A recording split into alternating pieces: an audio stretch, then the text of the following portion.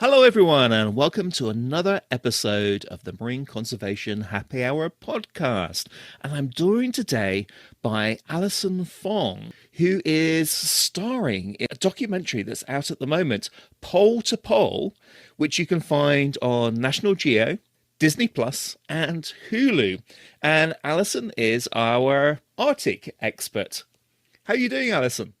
I'm doing great. Thanks so much for having me. First of all, what is your background and how did you end up going to the Arctic with Nat Geo? Yeah, so I'm a biological oceanographer and sea ice ecologist, and I grew up in Rhode Island, which ironically is the ocean state, even though there are plenty of other places that could be considered the ocean state. Rhode Island's tagline is the ocean state. So for how small we are, we actually have an enormous amount of coastline. So I grew up never more than 20 minutes away from the ocean. And yeah, I kind of took it for granted that, access to the ocean was something everyone could have. Turns out that's not the case.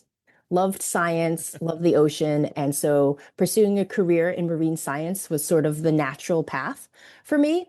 And yeah, and I actually started my career in subtropical blue water oceanography. I did all of my graduate work at the University of Hawaii at Manoa, and I loved those years. I was in the North Pacific for many, many days at a time, studying open ocean biogeochemistry and carbon cycling and the role that microbes play in converting carbon to different forms.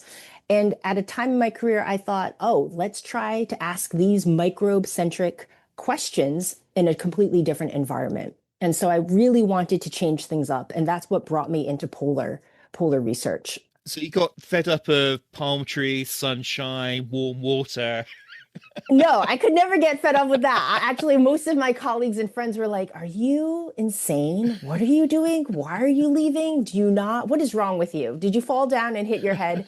And I was like, "No, no, guys, seriously, this could be good. Like I'm trying to cross train." And they're like, "I don't know. This sounds like a bad idea." And to be honest, the big move from Honolulu to northwestern Germany was a huge change, huge culture shock, Oh, yeah, and very, very different, right? Both from like an institutional, professional standpoint, but also from like a personal and social standpoint, right? Immersing yourself in a completely different culture sort of asks you to stretch and be flexible and adaptable in different ways. And my younger self was very open to that. I try to think that I'm still like flexible and adaptable now, but probably less so.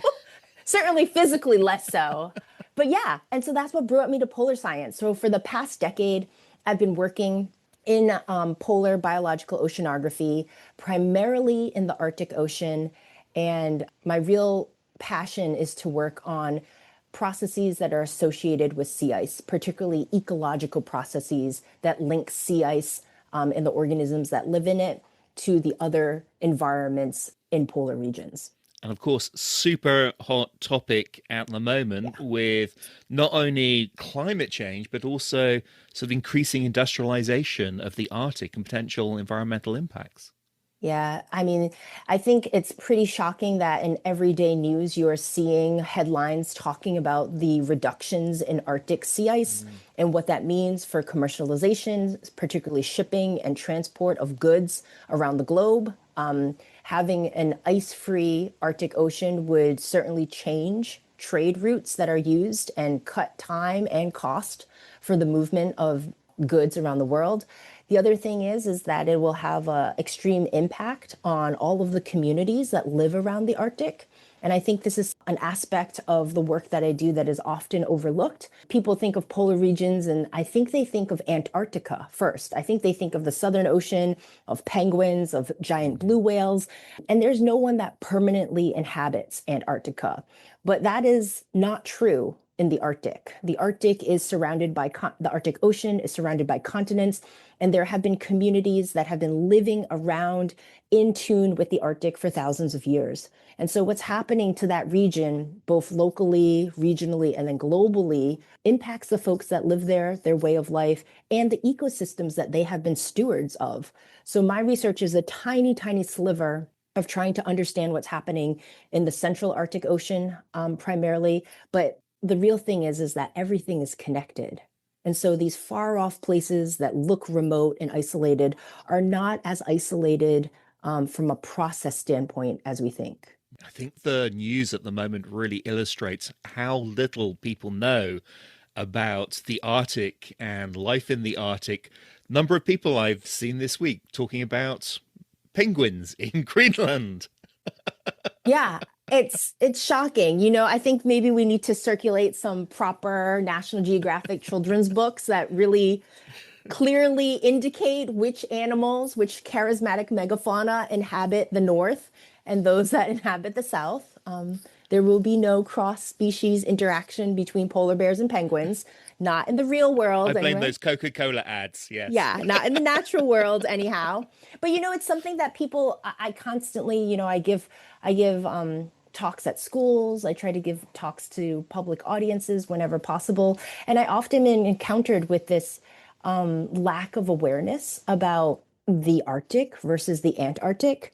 And it's just an opportunity. I see it just as an opportunity to say, hey, that's great that you know about penguins. It's great that you know about the Southern Ocean. But in the Northern Hemisphere, we're talking about the Arctic, and that's where the polar bears are, and that's where sea ice is the dominant polar feature. And that's what makes it special. And then, talk about how things are connected. And in terms of science, the amount of funding that goes to the Arctic versus the Antarctic, it Yeah. really is the It is a very large difference. yes. Historically and present day, there is a very significant difference in the amount of research funding that goes into the work, similar work, but at different poles, basically. And, there's a lot of reasons for that. Right. There's a lot of history and geopolitical interest and the establishment of treaties in Antarctica versus not having a similar analog in for the Arctic Ocean. And, that certainly plays out and has an impact on the way the Arctic Ocean and the surrounding Arctic terrestrial region is viewed from the global perspective, right? The Antarctic and the Southern Ocean, for a long time has been regarded as this pristine natural sanctuary that everyone who signed on to the treaty has agreed to protect, to use solely for research, though that's changing, and has invested heavily in the logistical support via research stations on the continent and on the ice shelves to really use that place as a place of research and learning and knowledge building about not just the Southern Ocean and Antarctica, but its role in global climate, weather patterns, the habitability of Earth, period. The same interest and protection of the Arctic Ocean and other Arctic terrestrial regions, the tundra, has not received, I would say, the same attention, the same care, and that's detrimental. It's almost the opposite. The amount of mining that's been proposed there, the amount of oil and gas extraction in an Yeah. area where, if anything, if there's an accident, it's going to be Ah, far worse than the Gulf of Mexico because oh, the yes, ability to deal with absolutely. these problems. Yeah, I mean, that's one of the main topics that are discussed at many of the conferences that I attend, that are conferences that aren't just focusing on natural science research, but actually focusing on the intersection of the geopolitical, social, and ecological aspects that are affecting the Arctic and how we build in adaptation, how we build in resilience, primarily, again, for the communities that have lived there for thousands of years, that call Mhm. that place home. They are the most vulnerable, but also the most knowledgeable in terms of being stewards of both what's happening in their backyards and knowing what changes might actually be useful versus adaptations that might not be. And so I think that's the other thing, is that the players at the table, those who have voices, again, it's misbalanced in representation. We're coming from afar, saying a lot about that region when we have experts there who are the best instruments and stewards of that place, who could provide really fundamental and excellent guidance on how best to protect the Arctic, but also conserve. And if it comes to the point where we're using it for a lot more commercialization, the people who would actually know how to best balance that management of those resources.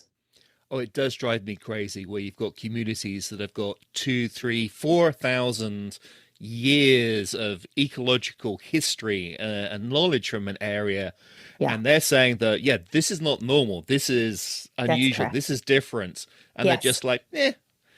Yeah. Imagine Greece saying the same sort of things. You know, we have 4,000 years of Yeah. history, and this is unusual. They Yeah. take them seriously. Absolutely. Absolutely. And I think that's the unfortunate history of westernization and colonization and colonialism and how it plays out. And it certainly has played out in indigenous communities and First Nation communities all across the Arctic. There are examples where things are getting better, where there's more listening that is happening, I think. But we're really far, far away from actually placing and centering that knowledge, that expertise as the expertise of the regions and taking into consideration how diverse and how diverse and how plentiful that knowledge is and extends well beyond the history of scientific measurements. Yeah, Yeah. absolutely. Well, let's talk about something a little bit more positive. Okay. How did you end up getting involved in this documentary? Did Nat Geo sort of give you a call, or? Yeah, no. It's really actually kind of strange, but I it was early in 2023. It was winter time, and I received an email and I actually thought it was spam because I had been part of a large project called Mosaic. It was an Arctic drift project that was spearheaded by the Alfred Wegener Institute in Germany, and we froze a German icebreaker. It was an international project, many, many players, but I was at that institute, that was the lead institution, and we froze the German icebreaker Polar Stern into the Central Arctic and drifted with pack sea ice for a year. And so there had been a documentary made about that. And so sometimes I receive messages about this and that. But the message came from the production company, Newtopia. And I really thought it was spam. I had a cold at the time. So I was just, kind of scrolling through my inbox on my phone, didn't pay much attention to it, felt better a couple weeks later, opened my computer, properly went through my inbox and looked at it and was like, I don't know. This kind of sounds like not spam. Maybe I should click the link, right? Like they were like talking about some other work that they had done in partnership with National Geographic or in partnership with Disney Plus. And I was like, And then there was like an actual like branding logo at the bottom. And I was like, oh, you have like a building and a phone number and like you're like an entity. Maybe I should follow up. And I don't remember exactly the amount of time between myself responding to that initial email and getting a reply back. But I think it was quite fast because I had significantly delayed actually responding to them just because it hadn't occurred to me that it was a bona fide opportunity. And then once I started talking to that team, I realized, wow, this is a really exciting opportunity.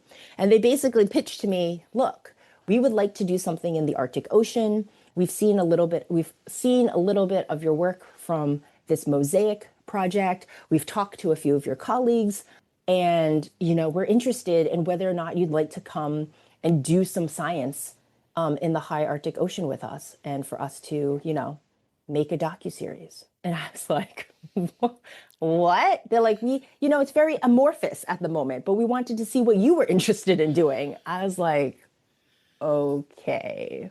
So it was a pinch me moment for sure. A wonderful opportunity to do cutting edge science in a place that's very, very challenging to get to, and to do the work in what I would say is a more impactful way than I have been able to do before. And I've been part of big projects, and I think it's extremely impactful the work that we did in Mosaic. Those are one of a kind Mhm. measurements, absolutely fantastic approach and execution by all the folks involved there. But this was something at a time in my career where I was very much in transition, trying to find my new path, how I would deploy myself, how I would become more of a scientific storyteller and using visual things and sort of, you know, figuring out what is the best way to really deploy myself and be useful in the world. And yeah, it was hard to say no once they were like, we'll put you on a big ship and you can do science. And I was like, oh, I love big ships and I love science. That's you got sold.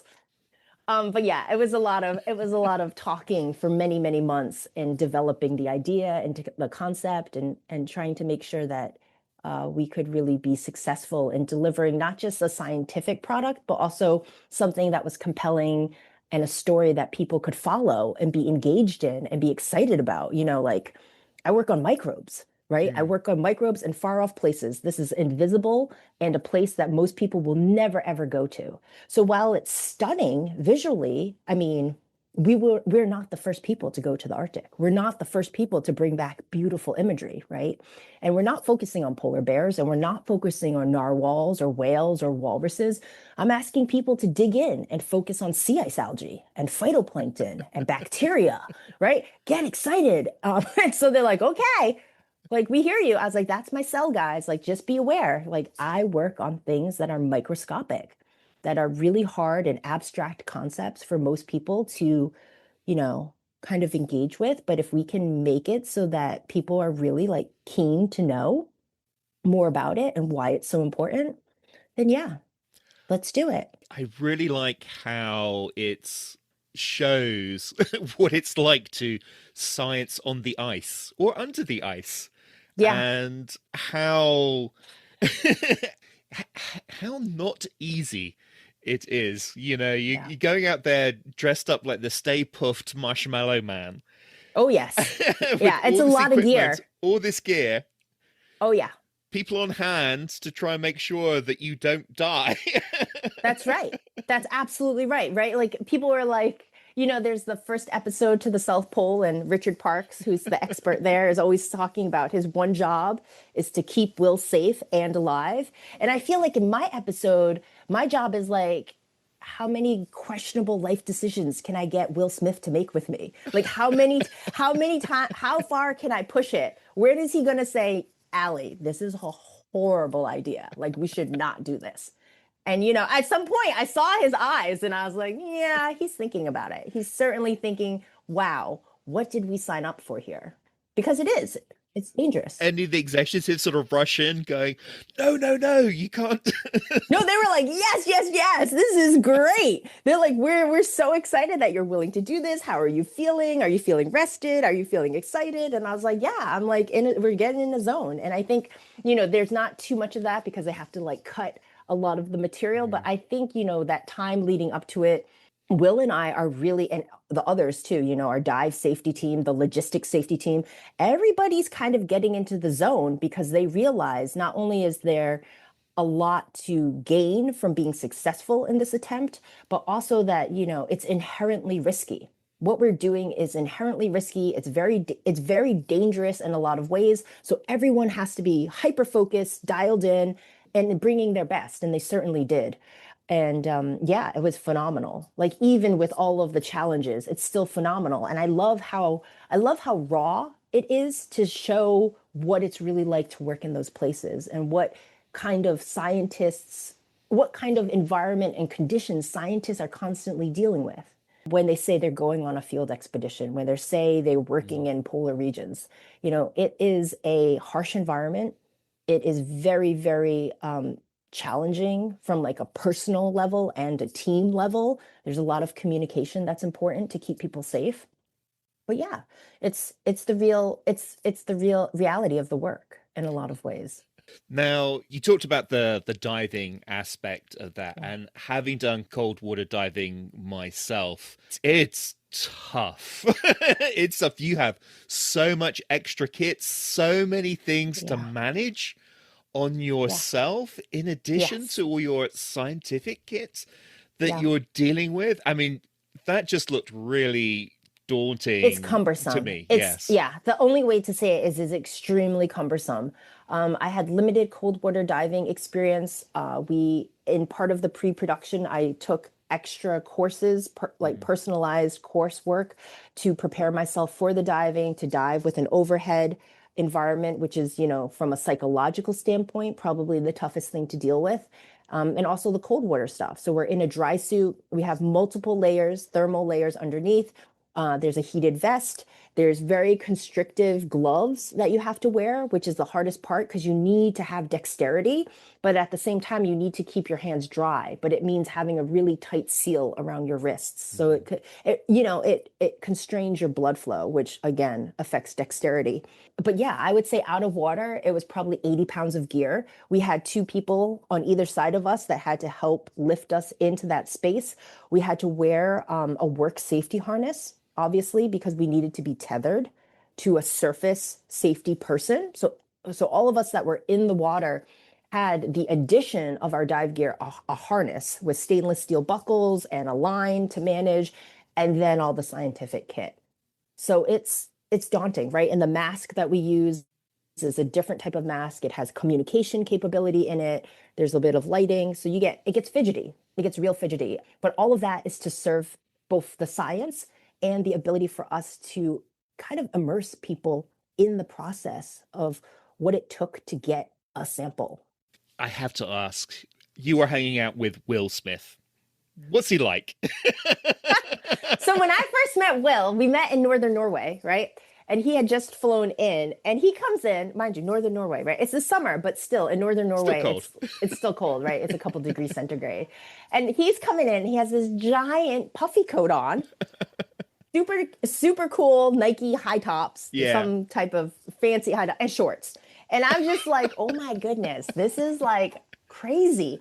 And he looks, I mean, Will Smith, he's very fit, but he looks exactly as you see him in the movies. You know how like you're not sure how much is actually done to a person when they're in movies or shows or things like that, and you just assume, okay. Some people have a lot of makeup and Yeah, look there's a lot of completely makeup, different. but Yeah. he looks exactly like he does in his shows. And so the image is like exactly what you anticipate. He's so recognizable, and he's charismatic, and he's kind, and just a very obviously great sense of humor. But the thing that really struck me was he was just so curious.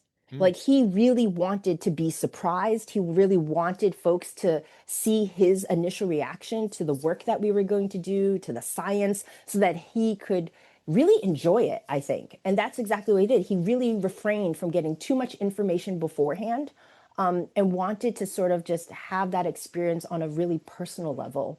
And so he's been heavily invested, as you can imagine. And yeah, he's just a really cool guy.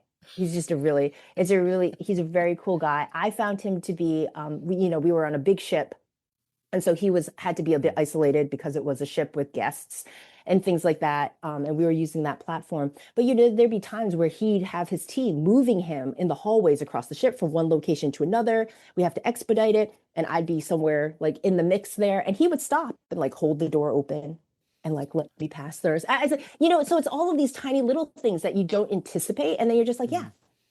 And at some level, he is just another human being who, has a family, who grew up a certain way, who loves his mom, his grandmother, who's of a generation where like those gentlemanly things matter. And so it was really cool. Like I wasn't sure what to expect, to be honest. He's a global superstar. He's a total Hollywood A-lister. I don't know how many millions, if not billions, worth of box office hits he's had. I certainly grew up with him, right? I grew up watching Fresh Prince of Bel-Air, right? I grew up watching Independence Day and all of those cool movies that he's made. So yeah, but really down to earth and just love science.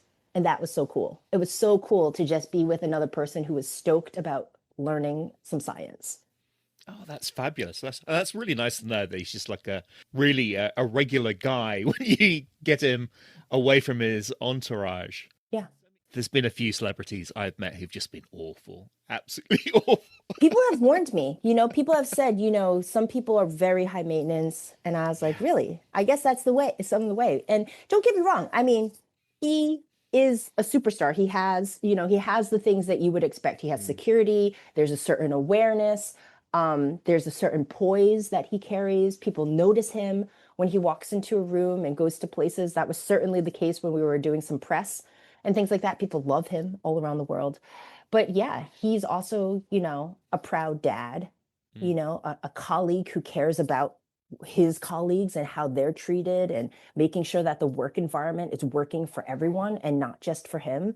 So I think, that comes with a lot, he garners a lot of respect immediately because you can see that he cares deeply about the work that he's creating and the people that are creating that work with him.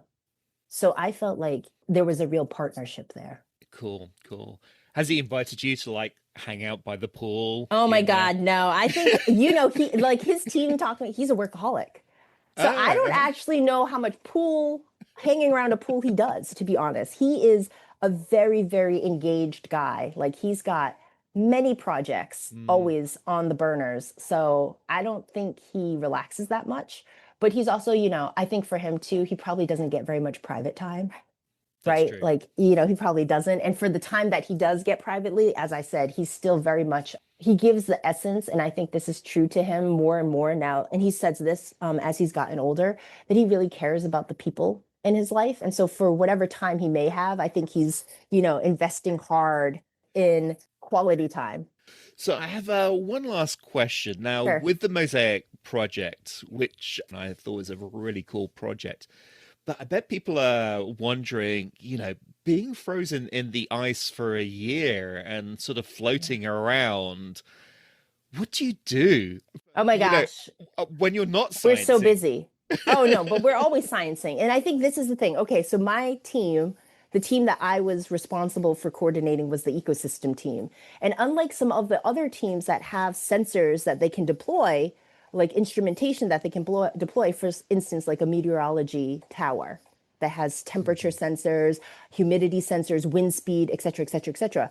In ecological science, we're still very driven by manual labor, the collection of a physical sample, a physical piece of ice, a bottle filled with seawater, right? That we then take back onto the ship into the labs and process for a number of different properties. And that's not to say that the atmospheric work or the sea ice physics work isn't complex and demanding. It absolutely is. But the amount of manpower, man hours of handling samples is really different for ecological Mm, work. So my team, and I always say this to folks who are less familiar with field work, in this scenario, for every hour that we spend out on the ice or collecting water from a water sampler, you can imagine we're spending 8 to 10 hours in the lab processing it. So we're constantly busy. My team knows, I mean, you could interview any of them and they were like, wow, Allie is, yeah, it's intense. I don't know if anyone would ever volunteer again to work with me on that in that sense. Because the enormity of Mosaic is that we're collecting samples synoptically across the whole Arctic climate system, right? From the clouds to the surface of the sea ice, through the sea ice to the upper ocean, then the deep ocean. And so getting those types of samples in the same time space across those disciplines is basically unheard of at that scale. And so the type of data that we're generating from Mosaic, which I say, generating as in present day, is phenomenal. It is a catalog of the high Arctic that will probably never be repeated. And in some ways it can't, because 2019 and 2020 are a time in Arctic history that, as we know, is specific, and the changes that are occurring are happening very rapidly. So if we were to launch another campaign, say 10 years in mm. 2030 or 2035, we would anticipate seeing some severe changes, right? So Mosaic and the data we've collected there is really a benchmark of what's happening in the Arctic at present day. And yeah, it was a phenomenal. I mean, to be honest, I never thought, and I still think to some degree, nothing will really top Mosaic for me personally as a scientist. But the pole to pole work was really unique, right? It was really driven to a question that I've been working towards, working in a manner that is not possible in a lot of instances because of the number of people you need for the logistics and Yeah. safety. It just isn't a great return on investment when you're trying to, do interdisciplinary work, for instance, which is why we didn't have diving on Mosaic. We looked at it, we contemplated it, we did a little bit of research into what it would take. But for those of us who are familiar with diving in extreme environments, we already knew that the amount of manpower and berths that it would require on the ship would just be too significant. It would not be, it would not serve enough of the science objectives to justify the investment in personnel. That really gives me deja vu, some discussions that I've had in academia and with funding bodies talking about the difficulty of doing research in a polar environment, that you need an icebreaker. That icebreaker needs a crew. It's not just the scientists. You need to take all the lab equipment with you. Oh, yes. It's a blank slate. Yeah. And compare that to someone who said, oh, I can get all my data by just downloading it from the internet. Yeah, it's completely different magnitude. Absolutely. It's a completely different scale of issues. And that's what I think, we're under threat, at least in the United States, but probably globally. The changes in research funding, the change in perspective of the value of research, not just polar research, but research in general, and how that affects society and things that are important to people in society. I think it's shocking.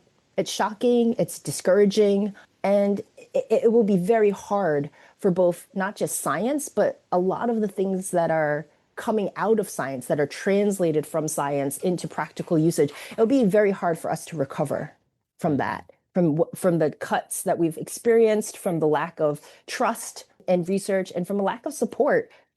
Part of it is financial, but a lot of it is also conceptual, the conceptual understanding that a lot of what we benefit from today derives from basic research, whether that's biomedical research, environmental research, chemical research, what have you, in engineering. I mean, these are the types of discoveries that must happen in a place where you can risk failure.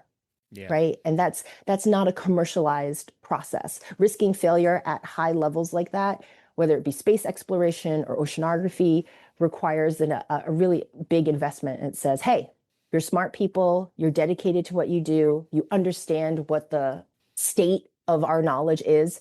Now go push the boundary. Yeah. Don't keep funding things which there's going to be a guaranteed result and you pretty much know what the answer is anyway. Yeah. No. That's not where the exciting discoveries are happening. Boldly go where no one's gone before, like Star Trek. Absolutely. Well, I'm hoping that, currently there's a lot of political interest in the Arctic, hoping that the Pole to Pole documentary sort of connected with this. Couple of years down the line, people will really realize how important it is to do science and research in the Arctic and Antarctic to answer a lot of these problems, because AI can't do it for you. No, you still need people. And I think that's the thing, we're racing. There's some things that computers will do much, much better than us, right? And I think we should, take advantage of how we create efficient systems and automate the things that we can automate within reason. But, curiosity and questions, the artificial intelligence is trying to recreate human intelligence, right? And so the reality is, as humans and our brains and our sensory systems are all integrated, are these really phenomenal instruments of observation and synthesis. And I think, we've got to lean hard into the fact that the diversity of human ingenuity is within humans. Yeah. Creativity. And so that's the creativity, the curiosity, the questioning, the way we observe things, how we bring our life experience into the way we ask questions and how we pursue answers. That's all absolutely vital, right? It's vital to the process of research and science, but it's probably vital to every single thing that we do, right? Any type of problem solving that we do. So, or even creation of art and things like that. So it's really sad to me to see that, we're putting so much emphasis on computational power when the reality is we as humans have the most significant computational power. Well, thank you very much for chatting to me, Allison. And Pole to Pole, as I said, is out on National Geographic, Disney Plus, Hulu, and you're in the Arctic episode. So please do. That was one of my favorite episodes. All the episodes in the series are really, really cool. You get to see Will Smith going into caves in the jungle. Yes. Antarctica. But I really enjoyed the Arctic episode in particular. Oh, I'm so happy to hear that. Thank you so much. And thank you very much, Marine Conservation Happy Hour crew, for tuning in.